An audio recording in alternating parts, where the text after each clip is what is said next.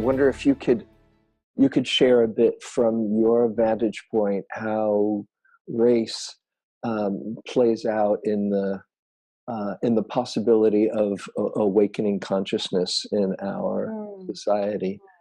Mm-hmm.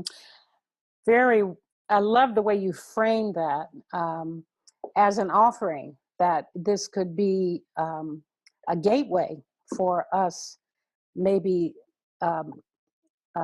seeing ourselves and coming together, shifting the narrative, again, looking at it from the inside out, which is what I think the practice supports us in developing a bit more intimacy with the distress often associated with race and racism. Mm-hmm. You know, there's a way that we are in this society, as long as this topic has been, you know, generationally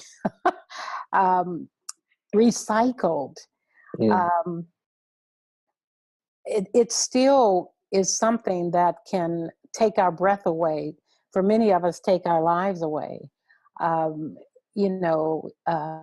There's still something about this topic that makes our skin crawl, that is unfinished. The ancestors are not happy, what's unfinished is reborn, so there's just something that's not attended to around this, that we may not see in our lifetime. But one of the things I'm trying to encourage is that we can use this practice to begin to investigate our conditioning so that we can change our relationship to this stimuli or to this numbness that some of us have. So my prayer is that we get educated around our conditioning at a very personal level. Sometimes when it comes to race and racism, people are often running to do what needs to be fixed in our social arena. And that doesn't need to stop. But there's another piece of work that I think is crucial.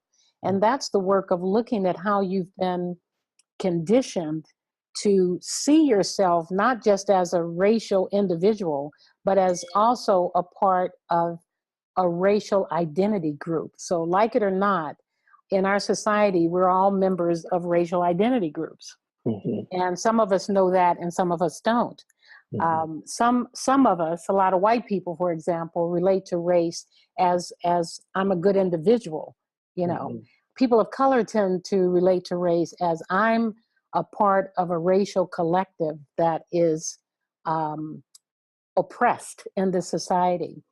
So when we come into the conversations, we come in at different levels of intensity or awareness. White people enter as I'm a good individual. People of color enter as I'm a part of a group that's suffering, and we miss each other. So there's some very basic constellations that we can begin to see where we get tripped up repeatedly because we bring different levels of awareness to the table. All racial groups are not created equal. We know this, but we live as though we're not connected to it. When we look at the group identities, not just individual identities, white folks are in a dominating place in society that means something collectively. And many white people don't identify with being a part of a white group. They identify as good individuals. This trips us up. People of color are what we share in common is being a part of an oppressed group. That means something. There's a dance that happens between dominant and subordinated racial group identities that we can begin to recognize. And the patterning of harm, the patterning of ignorance, the patterning of duality and missing that we belong to each other. So part of what I'm doing in the book is bringing an awareness of how mindfulness can support us in staying engaged enough with the patterning that's happened so that we don't flee the premises, so that we don't run away and distract ourselves or go into fits of rage or project out. There's a piece of that. It's the disturbance part within us that I'm interested. It's like the Vedana.